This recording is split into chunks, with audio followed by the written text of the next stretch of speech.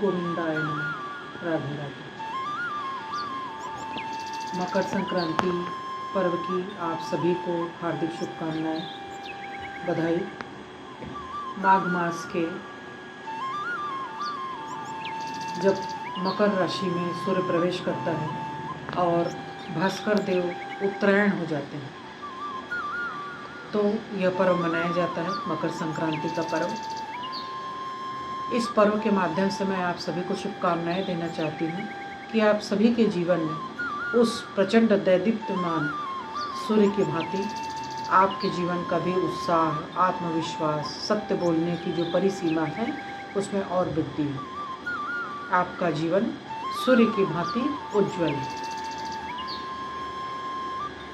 आइए आज श्रीमद् भागवत महात्म्य पुराण के कुछ विशिष्ट प्रसंगों का संक्षिप्त वर्णन आपको बताते हैं।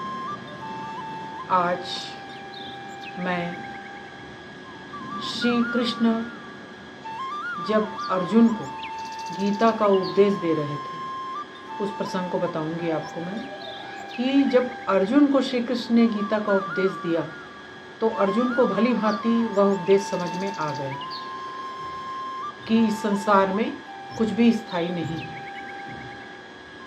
सब माया है और ये जो माया है वो मेरा ही छला प्रपंच है, ऐसा अर्जुन को समझ में आ गया।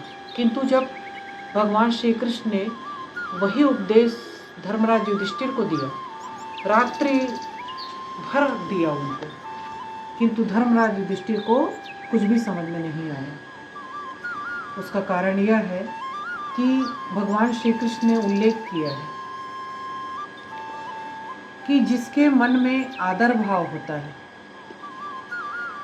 आदर भाव मन के माध्यम से गुरु और शिष्य का भाव भी मन में आ जाता है, तो शायद इसी वजह से अर्जुन ने कृष्ण की बातों को बड़े आदर पूर्वक ग्रहण किया और समझा भी।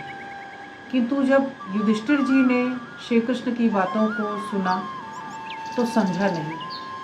वो इसलिए क्योंकि उन्होंने उनको एक छोटा बालक समझा।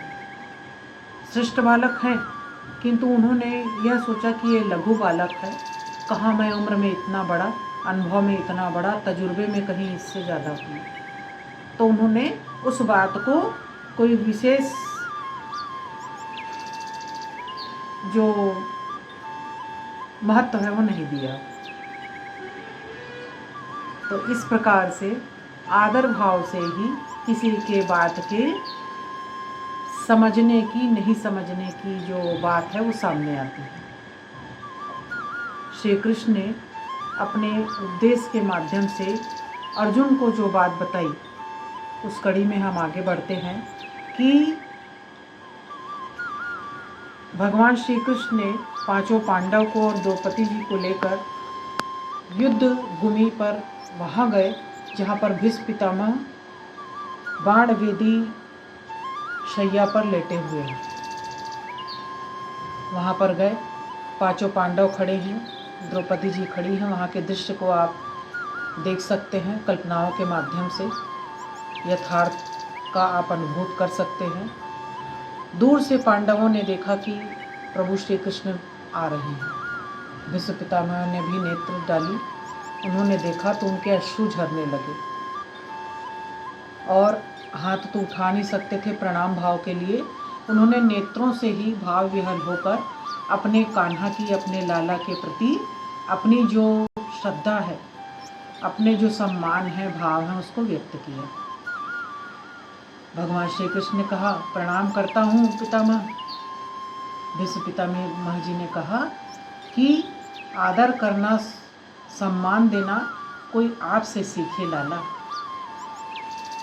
सारे पांडवों ने प्रणाम किया पितामह जी को, द्रौपदी जी ने भी प्रणाम किया।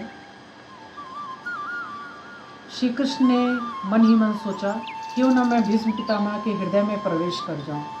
अगर इनके हृदय में प्रवेश करूंगा तो जो उपदेश मैं देना चाहता हूँ बाकी अन्य को, युधिष्ठिर को, नकुल को, सहदेव को, भीम जी को, तो वो इनके माध्यम से हो सकता है ये समझें। तो इस प्रकार से श्री कृष्ण ने भीष्म पितामह जी को कहा, पितामह आप अपने जीवन के अनुभवों को साझा करिए अपने प्रपौत्रों से।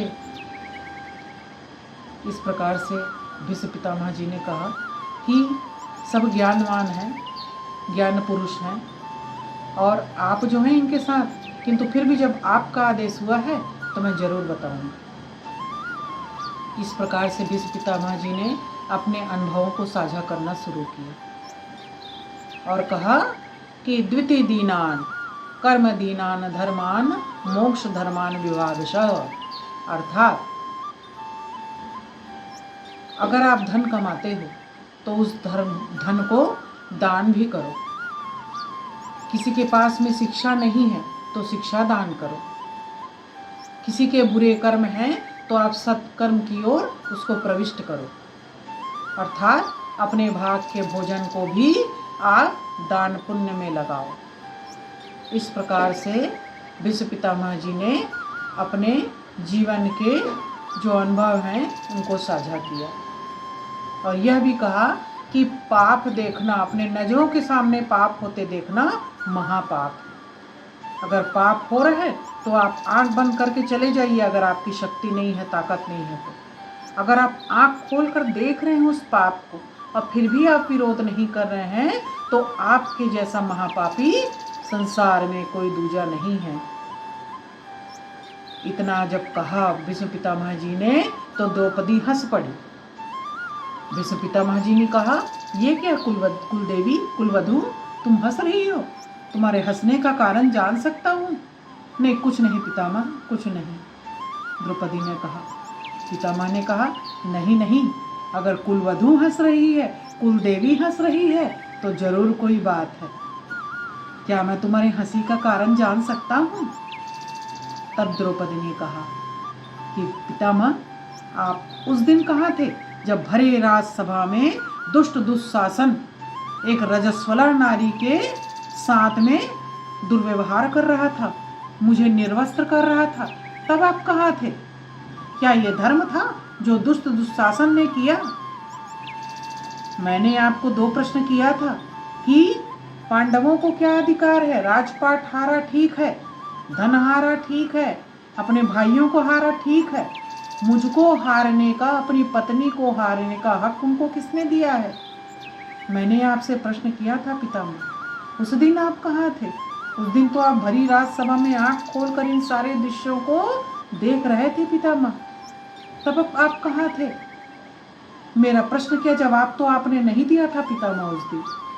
तो मैं यह मान लूं पितामह कि आप भी उन धर्मियों के साथ में मिल गए थे? आपका मौन वही कह रहा था पितामह। बस इसलिए ही हंस रही हूँ पितामह, क्षमा करिएगा मुझे।